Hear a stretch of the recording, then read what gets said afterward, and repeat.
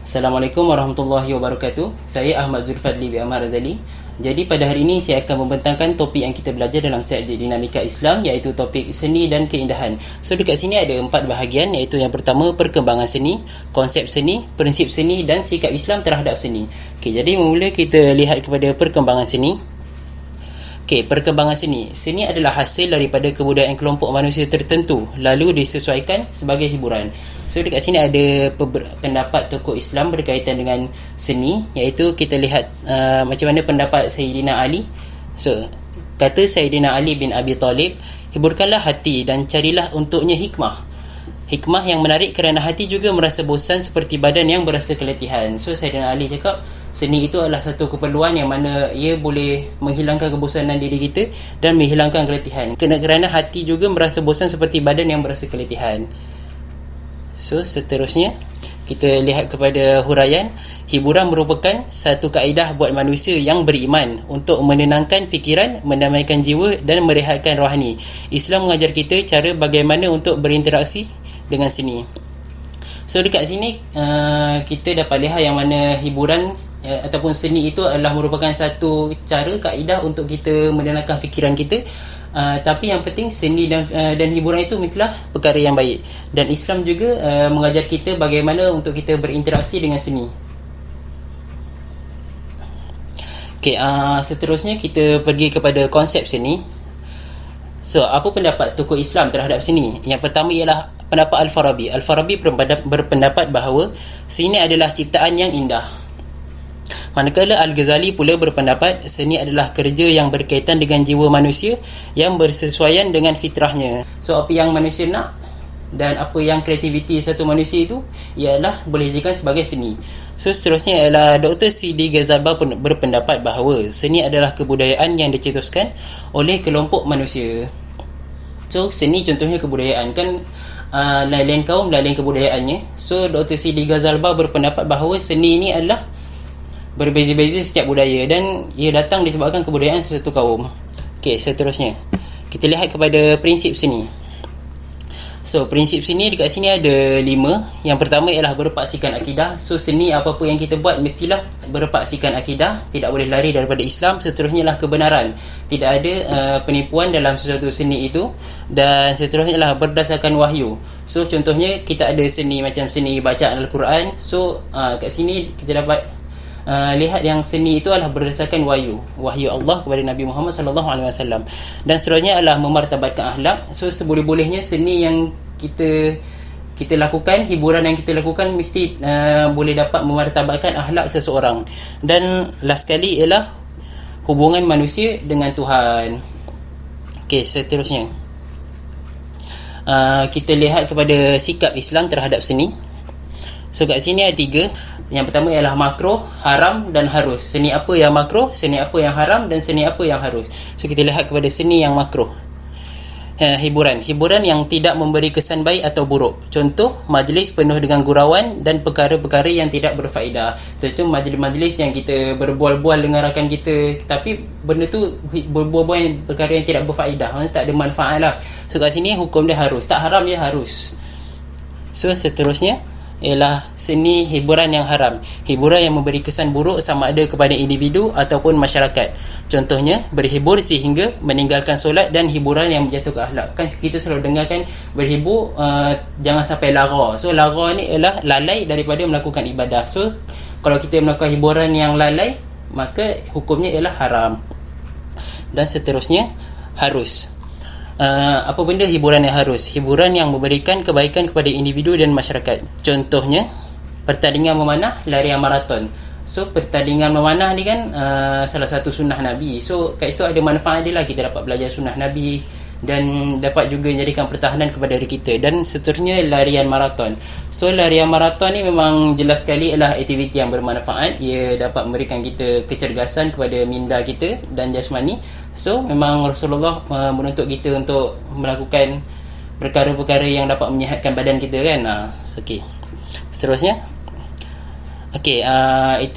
itu sahaja sekadar untuk penerangan seni dan keindahan. Kita pergi ke slide seterusnya, iaitu bahagian-bahagian seni. Yang mana?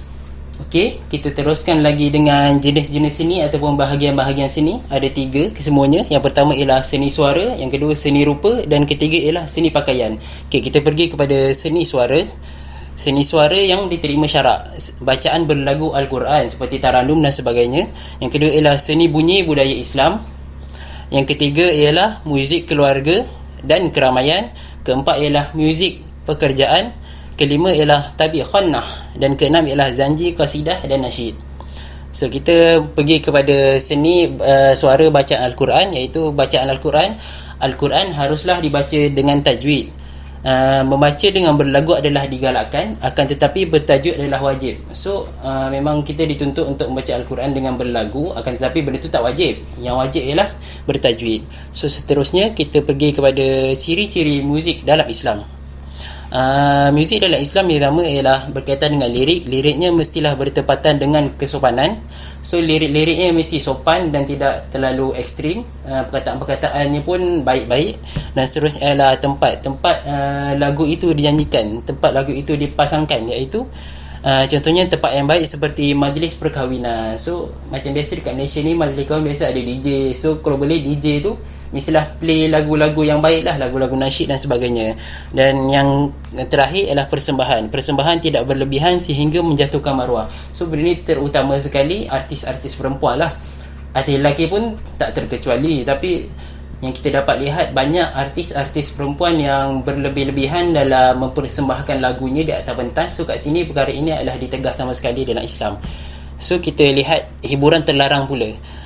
Menurut pendapat Al-Qardawi, pendengar adalah orang yang paling mahir menentukan hukum seni muzik. Jika terdapat unsur menaikkan syahwat, melalaikan, mendorong kejahatan, haruslah ditinggalkan.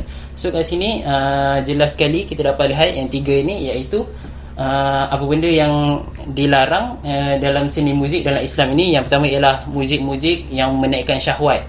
So perkara ialah dilarang. Yang kedua ialah melalaikan ibadah, kita mendengar lagu sehingga kita terlupa untuk solat. Dan yang akhir sekali ialah mendorong kejahatan, lagu-lagu yang mengajak kita untuk melakukan kejahatan. Okey. Seterusnya ialah hukum muzik kepada wanita, ataupun hukum muzik, hukum menyanyi buat artis wanita. Yang pertama, wanita menyanyi adalah tidak haram. Akan tetapi lelaki yang mendengar wanita menyanyi hukumnya makruh. Dan tapi yang penting tidak menaikkan syahwat. Kalau menaikkan syahwat terus jadi haram. So kalau ni makruh. Dan yang last sekali, kalau menggoda dan melampaui batas, so yang mana saya sebut tadi dapat menaikkan syahwat, so hukumnya adalah haram. Seterusnya kita pergi kepada seni rupa. Seni rupa ada 4 bahagian, iaitu pertama ukiran patung, gambar lukisan, gambar fotografi dan drama filem. Jom kita lihat apa maksud-maksud di sebalik ini. Yang pertama ialah ukiran patung. Ukiran ialah penghasilan gambar dan patung yang mempunyai jisim dan bayang. So ukiran-ukiran ni kita tahulah, macam kita ukir kat kayu, kita ukir kat batu untuk menyerupai sesuatu perkara. Dan banyak orang buat ialah patung lah. So kita tengok apa hukumnya, hukum mengukir patung dan sebagainya. Yang pertama ialah hukum haram. Ukiran yang diharamkan, ukiran makhluk bernyawa seperti manusia dan haiwan. Contoh kat sini kita dapat lihat ukiran patung kucing. So kat sini adalah haram. Seterusnya wujud makhluk yang dilukis sebut wujud dan dikenali. Macam kita lukis patung-patung berhala. So benda ni semua tak boleh lah, jadi haram. So seterusnya, ukiran yang diharuskan, patung permainan kanak-kanak, kerana tiada unsur pemujaan. So kanak-kanak ni kadang dia belajar guna patung ni. So benda ni adalah tidak diharamkan, diharuskan. Seterusnya ialah patung yang tidak sempurna seperti tiada kepala. Patung tak sempurna tak ada kepala ni macam patung dekat pameran baju dekat supermarket tu kan patung tak ada kepala. So patung tu diharuskan. Dan ukiran semula jadi seperti pokok, kita mengukir bentuk pokok, tu tak diharamkan. Dan hikmah pengharaman mengukir patung.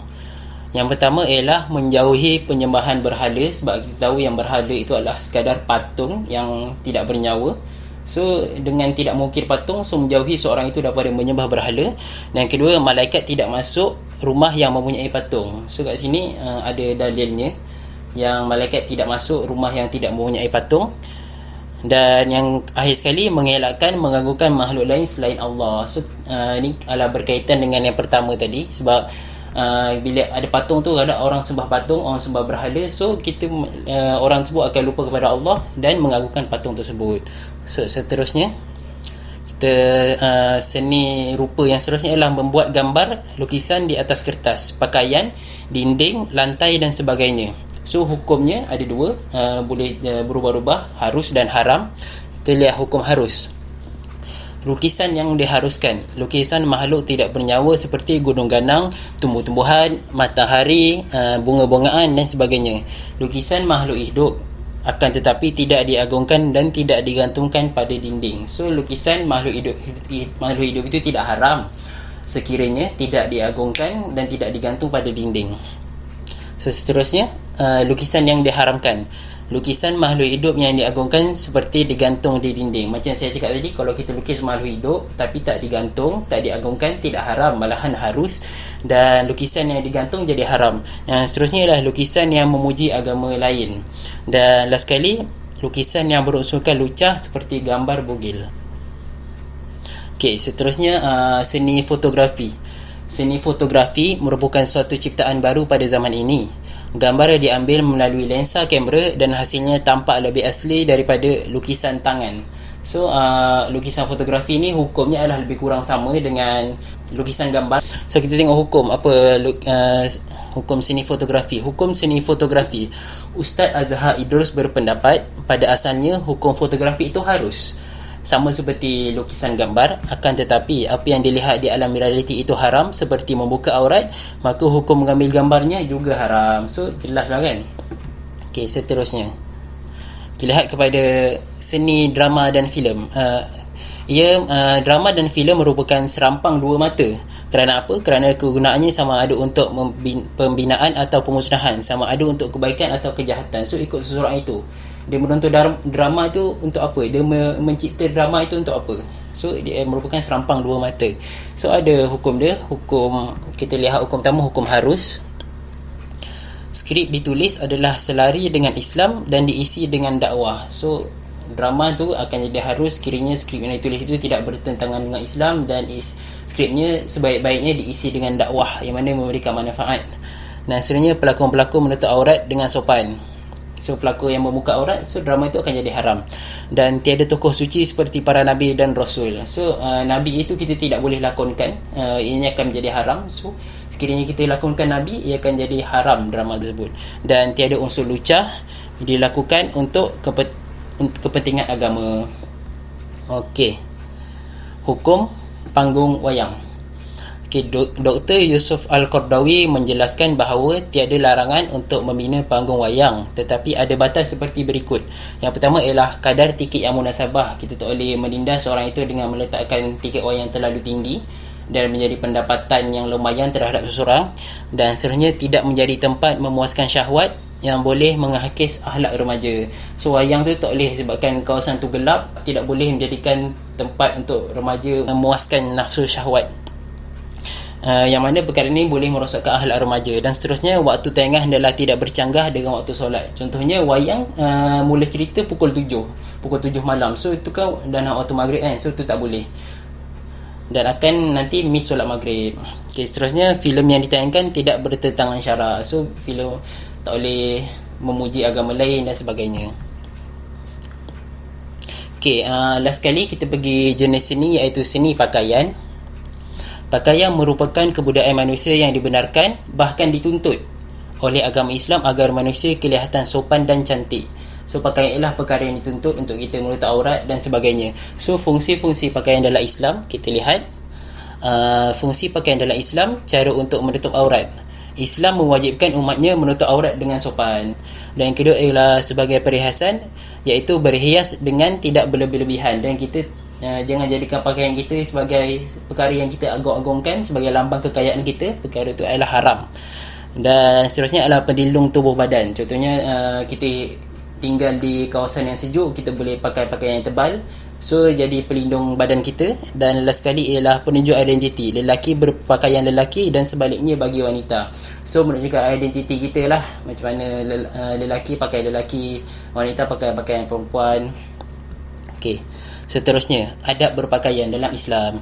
So bukan emas dan sutera bagi lelaki, kerana lelaki adalah haram berpakaian-pakaian yang berunsurkan emas dan sutera, dan seterusnya tidak menyerupai agama lain. So contoh kita lihat kat sini ada ni perempuan Kristian dalam gereja yang berpakaian macam tu. So kita umat Islam tak boleh tiru dan tidak menyerupai jantina berbeza. Macam saya cakap tadi, lelaki pakaian lelaki, perempuan pakaian perempuan, dan menutup aurat bukan lambang kemegahan. So kita beli pakaian mahal lepas tu kita belagak, tak boleh.